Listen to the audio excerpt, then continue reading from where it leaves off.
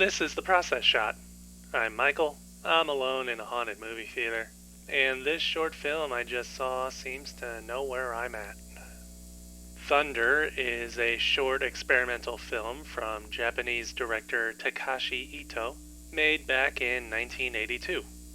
The film is very much a visual piece, using long exposure times to play with light as the camera seems to float by and within an empty building.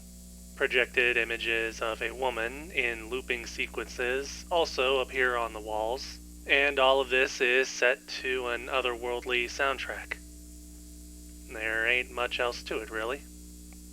It is more experimental than anything. In terms of narrative or overt symbolism, this movie doesn't really have anything to be extracted. Everything seems random and scattered. There's no actual character or a clear through line to follow, and the film moves so fast that by the time you get used to its imagery and pacing, it's already over. There may be some ideas to take from the visuals, such as entrapment and isolation, but those don't completely come out in the film, and for the most part are more like something you'd apply to the film in hindsight. At the very least, the imagery is certainly interesting to look at.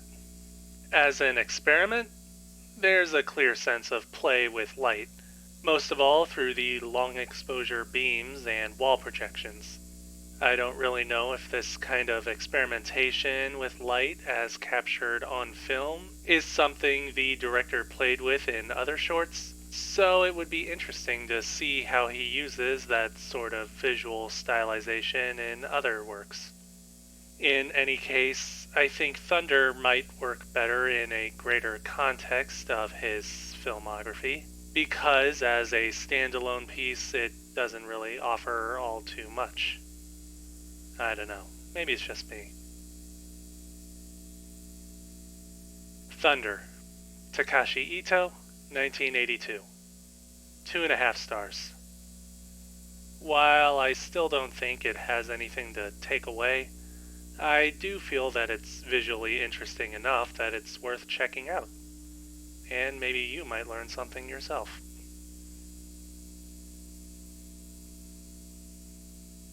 That's it for this review. If you liked it, then go ahead and like it. If you didn't, then go ahead and dislike it.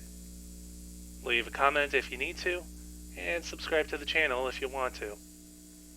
I'll let you guys know if these hallways suddenly go dark and light beams start floating around the place.